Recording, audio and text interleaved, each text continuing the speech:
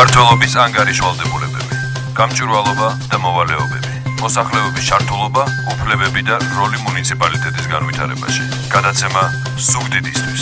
გვისმინეთ და გვიყურეთ. ყოველ ოთხშაბათს 16 საათსა და 16 წუთზე. რადიო ათინათის პირდაპირ ეთერში. FM 105-სა და 9-ზე. გააკეთებინეთ ზუგდიდისთვის. გააკეთებინეთ. მოგესალმებით, დღეს მშვიდობის ეთერშია გადაცემა ზუგდიდისთვის, რომელიც გავუდებთ ყოველ ოთხშაბათს 16-ზე ათინათის პირდაპირ ეთერში. გვისმინეთ და გვიყურეთ. 105-სა და 9-ზე, ასევე აქტიურია ჩვენი ფეისბუქ გვერდი რადიო ათინათი. მოგძებნეთ, ნახავთ ლაივის ქვეშ შეგიძლიათ მიიღოთ მონაწილეობა და დატოვოთ მოკლე ტექსტური შეტყობინებები. რაც შეეხება გადაცემა ზუგდიდისთვის, რომელიც გადის ეთერში ზუგდიდის მუნიციპალიტეტის მერიის მიერ შესყიდული დროის ფარგლებში, გავუდებთ ყოველ ოთხშაბათს, ასევე მიყავთ ძალიან ყურადღებით, ძალიან მნიშვნელოვანია თითოეული თქვენთაგანის მოსახლეობის ჩართულობა ამ გადაცემაში. სწორედ მიზანი ამ გადაცემის გახლავთ, რომ თქვენ მიიღოთ მონაწილეობა, დასვათ კითხვები და ჩვენი გადაცემის სტუმრები, რა თქმა უნდა, როგორც ყოველთვის ამომწურავად გაგცემენ ნებისმიერ კითხვაზე პასუხს, რა თქმა უნდა, კომპეტენტური პირი გვეყოლება ამა თუ იმ თემის გადაცემაში. დღევანდელი ჩვენი გადაცემის სტუმარი გახლავთ ზუგდიდის მუნიციპალიტეტის საკრებულოს თავმჯდომარე ბატონი მამუკა წოწერია. მოგესალმებით ბატონი მამუკა. მოგესალმებით და დიდი მადლობა იმ საინტერესო თემატიკისათვის, რომელიც მოიცავს ჩვენი მუნიციპალიტეტისათვის ნამდვილად სიახლეს, ეს გახლავთ სამოქალაქო ბიუჯეტი. დიახ, სწორედ დღევანდელი ჩვენი გადაცემის თემა გახლავთ სამოქალაქო ბიუჯეტი და აქვე ვიტყვი თავიდანვე იმას, რომ ერთი დღით ადრე თქვენ შეგიძლიათ ჩვენს ფეისბუქ გვერდზე ნახოთ ანონსი, სადაც მითითებულია თუ ვინ გვეყოლება სტუმრად გადაცემაში და ასევე თემა. შეგიძლიათ თითქმის 2 დღე გაქვთ იმისთვის, რომ დასვათ შეკითხვები იმ თემასთან დაკავშირებით, რა თქმა უნდა, რომელ თემაზეც გვექნება საუბარი. მე ველოდები თქვენ ზარებს 571-07-09, ასევე ჩვენი ფეისბუქ გვერდი აქტიურია. სანამ თქვენ დაგვირეკავთ და მოგწერთ, მე ბატონო მამუკა თქვენთან გადმოვალ პირველივე კითხვით. დიახ, თემა სამოქალაქო ბიუჯეტი, რომელიც გახლავთ სიახლე და სხვათა შორის პირველები ვართ. პიონერები ამ საკითხში და რეგიონში და მოდით გამომარტოთ, რას ნიშნავს ზოგადად სამოქალაქო ბიუჯეტი. კი ბატონო, და რა თქმა უნდა რეგიონში ვართ პირველები, მაგრამ არა საქართველოში. 2015 წელს პირველად სამოქალაქო ბიუჯეტის პრინციპები დაინერგა არნაულის მუნიციპალიტეტში, მერე მას მხარი აუღა გორის მუნიციპალიტეტმა და აგერ უკვე მომავალი წლიდან 2020 წლიდან რეგიონში პირველად ზუგდიდის მუნიციპალიტეტშიც ინერგება სამოქალაქო ბიუჯეტის პრინციპები და მე დიდი მადლობა მინდა გადავუხადო ჩვენი საკრებულოს საფინანსო საბიუჯეტო კომისიის თავმჯდომარეს ბატონ გიორგი ახარიას ამ მნიშვნელოვანი ინიციატივისათვის და იმ განხორციელებული საქმეისთვის, რომელიც საბოლოო ჯამში დანერგვით დაგვირგვინდა ამ ბიუჯეტის პრინციპის. რაც შეეხება თვითონ სამოქალაქო ბიუჯეტს, ეს არ არის კლასიკური გაგებით ბიუჯეტი, რომელიც მოიცავს საბიუჯეტო იმ სავალდებულო პროცესებსა და ეტაპებს, რომელიც საქართველოს კანონმდებლობით არის გათვალისწინებული, უფრო მეტიც საკანონმდებლო ვალდებულება მისი განხორციელების არ არსებობს. ეს არის მართლაც კეთილი ნեղბა ხელისუფლების და მე თუ მკითხავთ აუცილებელი და მიზანშეწონილი გადაწყვეტილება ჩვენს მოქალაქეებს მისცეს უფრო მეტი საშუალება ჩაერთონ გადაწყვეტილების მიღებაში, თვითონ განსაზღვრონ რა არის მნიშვნელოვანი და რაში დაიხარჯოს საბიუჯეტო სახსრები. სამოქალაქო ბიუჯეტი თავისთავად 2020 წლიდან ეს გახდება ჩვენი მუნიციპალური ბიუჯეტის შემადგენელი ნაწილი, რომლის განკარგვა და რეალიზება იქნება ხელისუფლების მოვალეობა, მაგრამ პრიორიტეტების განსაზღვრა, გარკვეული გამოწვევების, პრობლემების იდენტიფიცირების და მათი გადაწყვეტის გზების წარდგენის, ასევე განხორციელების კონტროლის ზედამხედველობა პირდაპირ ეს არის ჩვენი საზოგადოების, ჩვენი მოსახლეობის უფლებამოსილება და საბოლოო ჯამში რო შევაფასოთ სამოქალაქო ბიუჯეტი, ეს არის დემოკრატიული პროცესი, რომელიც უფლებას აძლევს ჩვენს მოქალაქეებს თვითონ განსაზღვრონ მნიშვნელობა გარკვეული პროექტების და განსაზღვრონ თუ რაში დახარჯავენ საბიუჯეტო რესურსებს. და რაც მთავარია, ჩვენ ზედმიწევნით აგვა გაანალიზებული სამოქალაქო ბიუჯეტის დანერგვის გადაწყვეტილება, რომელიც სამომავლოდ ვფიქრობთ უნდა გახდეს ერთობლივი გადაწყვეტილების მიღების ძალიან ეფექტური მექანიზმი მოსახლეობასა და ხელისუფლებას შორის, რომელიც დაკავშირებული იქნება გარკვეულ სტრატეგიულ ხედვასთან და ჩვენი მუნიციპალიტეტის მდგრად განვითარებასთან. ბატონო მამუკა, აინტერესებს დარწმუნებული ვარ ჩვენს მსმენელს, მაყურებელს, ვინ არიან დონორები ამ პროგრამის? კი ბატონო, ჩვენ ძალიან დიდი დახმარება გაგვიწია პოლონეთის საგარეო საქმეთა სამინისტროს ეგიდით, საელჩოს ეგიდით მოქმედმა პოლიშ აიდი, ესეთი ორგანიზაცია და ასევე სოლიდარობის ფონდი ფიელი, რომელმაც მთელი ინტელექტუალური მხარდაჭერა გაგვიკეთა, გაგვაცნო ევროპის წამყვანი პრაქტიკები სამოქალაქო ბიუჯეტთან დაკავშირებით, ასევე ჩვენი ეროვნული გამოცდილება ამ მიმართულებით და დააფინანსა საინფორმაციო კამპანია თავიდან ბოლომდე, იგივე ბანერები, სარეკლამო რგოლები, ასე შემდეგ და შემდეგ სხვა მატერიალური საინფორმაციო საშუალებები და რაც მთავარია, ჩამოაყალიბა სტანდარტი ჩვენს მუნიციპალიტეტში თუ როგორ უნდა წარიმართოს მთელი პროცესი სამოქალაქო ბიუჯეტისა, რადგან ეს არის ძალიან ციკლური ფორმის სამოქალაქო ბიუჯეტი იწყება გარკვეულ პერიოდში, დროის პერიოდში, ხორციელდება რაღაც ეტაპები, სრულდება გარკვეული პერიოდის გავლის მერე და ისევ იწყება ახალი პროცესი. ანუ ჩვენ ნერგავთ მუდმივ განახლებად, ეს არ არის ერთჯერადი აქტი სამოქალაქო ბიუჯეტისა, ეს პრინციპები დაინერგა და ვიმედოვნებთ, რომ ზოგადად ბიუჯეტი უნდა აეგოს მომავალში სწორედ ამ პრინციპებზე, სადაც მოსახლეობის ჩართულობა, მათი ნების გადაწყვეტილება და ბიუჯეტში უნდა იკითხებოდეს მოსახლეობა, მათი ნება და მათ მიერ შემოთავაზებული გზები პრობლემის მოგვარების. მე მიმართავ ჩვენს მოსახლეობას, ჩვენს მაყურებელს, ძალიან აქტიურია და აქტუალური სოციალური ქსელები და დარწმუნებული ვარ, ძალიან ბევრი ადამიანს თვალყურს ეხლა ამ გადაცემას. თუ გაგიჩნდათ კითხვა ამ თემასთან დაკავშირებით და ხედავთ თქვენს თავს ამ პროგრამაში, დაგვირეკეთ სტუდიის ნომერი 571070759 ან დატოვეთ მოკლე ტექსტური შეტყობინება ლაივის ქვეშ. ამჯერად რეკლამა მოვისმინოთ ათინათის ეთერში, ჩვენ რეკლამის შემდეგ რა თქმა უნდა დავბრუნდებით თემით. გააკეთებედი ზუგდიდისთვის. გააკეთეთ მეტი ზუგდიდისთვის, მიიღეთ გადაცემაში მონაწილეობა, გახოთ გადაცემა ზუგდიდისთვის, და ჩვენი ხევანდელი გადაცემის სტუმარი ზუგდიდის საკრებულოს თავმჯდომარე ბატონი მამუკა წოწერია. მე კიდევ ერთხელ მადლობას გეტყვით ბატონ მამუკა, ფედერალური რეჟიმის მიუხედავად გამონახეთ, რომ მოგზავნეთ ჩვენთან და მზად ხართ ყველა კითხვას გასცეთ პასუხი.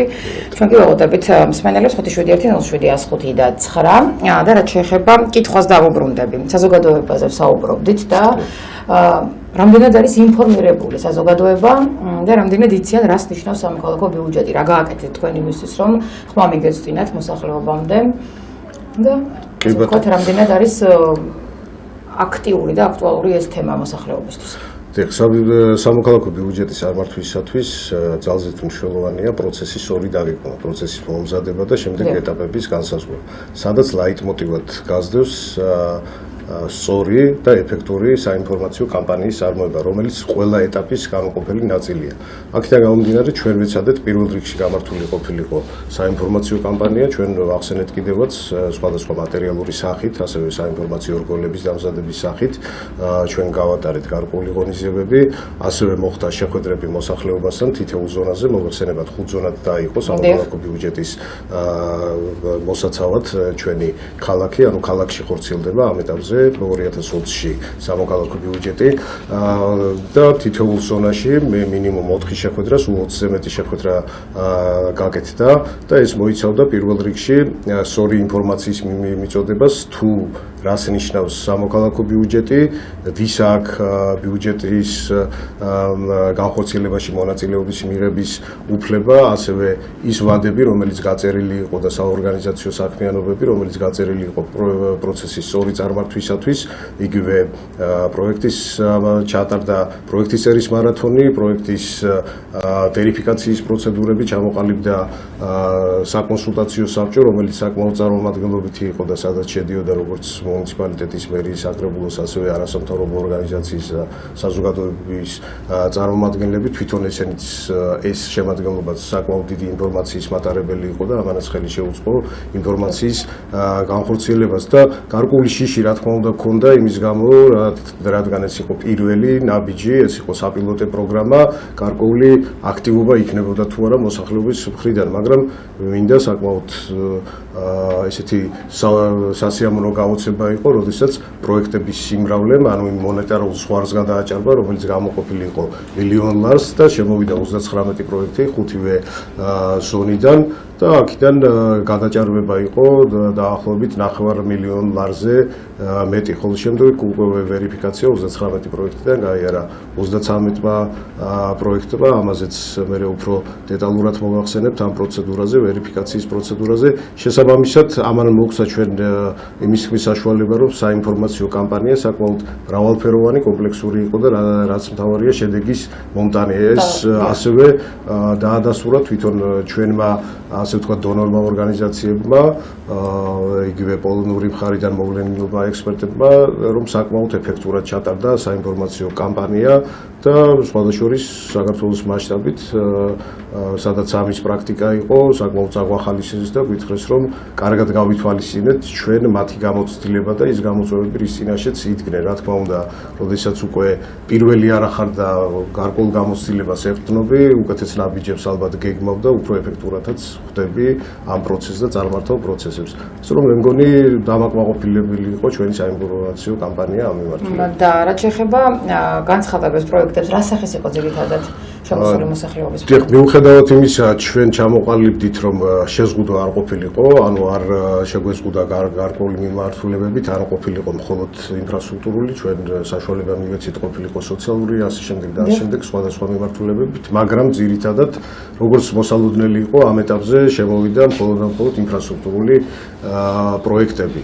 და 39-დან უმეტესობა გახლავთ სპორტულ-გამაჯანსაღებელი, იგივე მინი მოედნები, როგორც საფეხბურთო, საკალათბურთო, ასევე ტრენაჟორების მოწყობა ქალაქის სხვადასხვა ლოკაციებში, არის ასევე საბავშვო მოედნების, ანუ ძირითადად ესეც გარკვეული ინდიკატორია ჩვენთვის თუ რა არის მოსახლეობისთვის პრიორიტეტი და ნამდვილად ჩვენი საბიუჯეტო პრიორიტეტიც გარდა დაუშვათ სამოქალაქო ბიუჯეტისა, ნამდვილად არის ახალგაზრდობა, სპორტის განვითარება და ხელშეწყობა. აქედან გამომდინარე, თვითონ სხვა ნაწილში ბიუჯეტის სხვა ნაწილშიც ეს მიმართულებები მხარდაჭერილი იქნება, იმიტომ რომ ამ შეხვედრებმა პროექტების სიმრავლემ და კლასიფიცირებამ გვაჩვენა ორიენტირი, გვაჩვენა პრიორიტეტები, რას აყენებს მოსახლეობა და სხვადასხვა ეს ურთიერთობაც ყველაზე დიდი საქმეა ჩვენთვის, იმიტომ რომ პირადად მე ვთვლი, რომ გარკვეულ კვლევებზე უკეთეს ინფორმაციას იძლევა და უშუალოდ ჩვენ შეგვეკვეთა ვიღაცისთვის პრიორიტეტების კვლევა, რაღაც გარკვეული მიმართულებების ორიენტირების მოცემა, მაგრამ უშუალოდ პირველ წყაროდან ყველაზე უკეთესად იგებ იმას, რა სჭირდება მოსახლეობას და რაში უნდა დაიხარჯოს ბიუჯეტის ფული, იგივე ხალხის ფული, რომელიც მაგათი ჩვენი მოსახლეობის გადასახადებისგან ძირითადად აკუმულირდება. აქედან გამომდინარე, ძირითადად ამ სახის არის ასევე სანიაღვრე არხის პროექტი, ერთ-ერთი მსხვილბიუჯეტიანი პროექტი, ერთ-ერთ უბანში და ძირითადად ასევე არის რამოდენიმე სკვერის მოწყობა და ამით შემოიფარგლება არის დაუშვათ გარკვეული ტერიტორიის შემოღობის პროექტები და ინფრასტრუქტურაში მაინც უფრო მეტად ჭარბობს სპორტულ-გამაჯანსაღებელი და ბავშვთა გასართობი მოედნების მოწყობის პროექტები. ბატონო, რა კრიტერიუმებით შეარჩიეთ? დიახ, ჩვენ ვახსენეთ ვერიფიკაციის ეტაპი, ეს გახლავთ სამოქალაქო საბჭოს პრეროგატივა, სადაც მოწვეული იყვნენ ასევე კვალიფიციური ექსპერტები და ვერიფიკაციას გადის რამოდენიმე კრიტერიუმით. პირველ რიგში ეს არის სამართლებრივი კრიტერიუმი, ანუ პროექტის განხორციელება უნდა შედიოდეს მუნიციპალიტეტის კვალიფიკაციაში და კომპეტენციაში. მეორე ეს გახლავთ ტექნიკურად რამდენად რეალიზებადია ეს პროექტი, რამდენად შესაძლებელია მისი გაკეთება, ასევე ფინანსური კრიტერიუმი არ უნდა სწევოდეს კონკრეტული ზონისთვის გამოყოფილ მონეტარულ ზღვარს, ამ ფინანსურ ზღვარს 200,000 ლარს და შემდეგი ბოლო კრიტერიუმი ეს უნდა იყოს პროექტი ერთი საბიუჯეტო წლის განმავლობაში უნდა იყოს განხორციელებადი. აქედან გამომდინარე ჩვენ ვახსენეთ, რომ 39 პროექტი იყო შემოსული და სწორედ ამ კრიტერიუმებით შეირჩა 33, ანუ შერჩევა უკაცრავად არა ვერიფიკაცია გაიარა, შერჩევა მომავალი პროცედურაა უკვე და 6 პროექტი ამ კრიტერიუმით არ იქნა ვერიფიცირებული, შესაბამისად ისინი შერჩევის ეტაპიდან მოიხსნა და გავიდა 33 პროექტი, რომელმაც ასევე გადააჭარბა 1,000,000 ლარს და დაახლოებით 1,200,000 ლარზე მეტია საერთო საპროექტო ღირებულება ამ 33 პროექტის შესაბამისად, გარდა ერთი ადმინისტრაციული ერთეულისა, ეს გახლავთ ენგურის ადმინისტრაციული ერთეული, რომელიც ეტევა იმ ფინანსურ ზღვარში, სხვა 4 ადმინისტრაციულ ერთეულში შერჩევის ეტაპი ფარული არჩევნების გზით ჩატარდება და ეს თარიღიც უკვე გადავწყვიტეთ, გახლავთ 20 ოქტომბერი და თითოეულ ზონაში ამ დღეებში უკვე გასაჯაროვდება ის ადგილები, ის პროცედურები, სადაც ჩატარდება არჩევნები, ხმის მიცემა პრიორიტეტული პროექტების გამოსავლენად. ასე რომ ძალიან მალე ჩვენი საიტის მეშვეობით, ასევე სხვა საინფორმაციო წყაროების მეშვეობით უკვე არჩევნების დღესთან დაკავშირებით კონკრეტული გადაწყვეტილებები და მითითებები იქნება გასაჯაროებული. ბატონო, ეკნო გვიყურებს ესეთი ადამიანი, რომელსაც პირველად ესმის ზოგადად ამ თემაზე და ვისაუბროთ ზოგადად რამდენია გამოყოფილი ამ სამოქალაქო ბიუჯეტისთვის თანხა და თითოეულ ერთეულზე რამდენიც. კი ბატონო, მთლიანობაში გამოყოფილია მილიონი ლარი და ამასთან დაკავშირებით მე მინდა ზუგდიდის მერს მადლობა გადაუხადო ბატონ გეგაშენგელიას, რომელმაც ეს იდეა აიტაცა, რა თქმა უნდა ეს ერთობლივად ხორციელდება, როგორც საკრებულოს იდეა იყო, მაგრამ მერია და საკრებულო ერთობლივად ახორციელებს. თავდაპირველად საუბარი იყო გაცილებით ნაკლებ თანხაზე, მაგრამ ერთობლივი გადაწყვეტილებით მივიღეთ 5 ზონაში თითოს გამოიყოს თანაბრად 200.000 ლარი, შესაბამისად მთლიანობაში ქალაქის მასშტაბით სამოქალაქო ბიუჯეტის ფარგლებში გამოყოფილია მილიონი ლარი.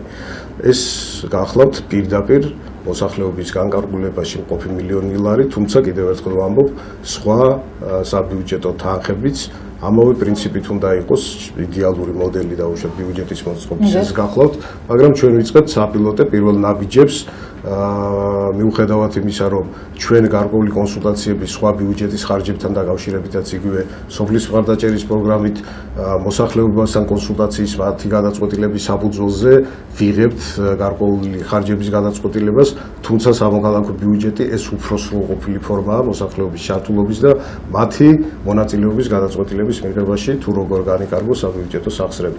ასე რომ მთლიანი თანხა გახლავთ მილიონი ლარი, თითოეულ ზონაზე 200.000 ლარი თანაბრად. თქვენი მოსახლეობის ზონა განსაკუთრებული სიახლე ხომ არ იგეგმება მომავალში უფრო სწორედ სამომავლო გეგმებისკენ მივდივართ უკვე.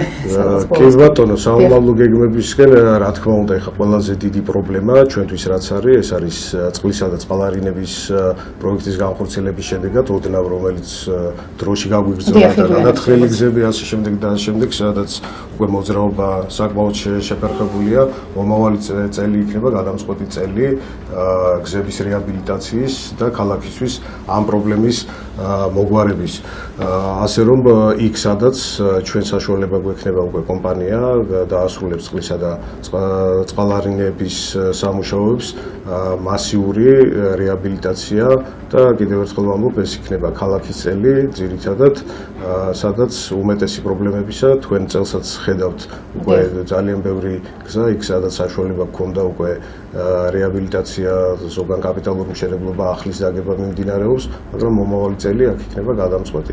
რა თქმა უნდა, მომავალ წელს უკვე ისეთ ფაზაში შედის ჩვენი დრამატული თეატრის მშენებლობა, ასევე გადაწყვეტილია კომბინატში მესამე კატეგორიის, უეფას მესამე კატეგორიის სტადიონის დამატებითი დაფინანსება, რომელიც საბოლოო დასრულებულ სახეს მისცემს დამატებით სამუშაოებს, ასევე სათადარიგო მოედნის მშენებლობას ასე შემდეგ და ასე შემდეგ, ასე რომ ამას შეიძლება ჩვენ ცალკე გადაცემას ვიუძღვნათ, იმიტომ რომ ინფრასტრუქტურის თვალსაზრისით იქიდან გამომდინარე, რომ ინფრასტრუქტურა ჩვენთვის არის ერთ-ერთი პრიორიტეტი მუნიციპალიტეტის და საბიუჯეტო პრიორიტეტის, სხვადასხვა წყაროებიდან ვგეგმავთ, რომ საკმაოდ სოლიდური თანხები მოვიზიდოთ, იქნება ეს ცენტრალური ბიუჯეტის თანხები, იქნება მუნიციპალური განვითარების, ასევე კარგი მიმართულება მერიაში შეიქმნა განყოფილება დონორებთან და საერთაშორისო ორგანიზაციებთან ურთიერთობებს.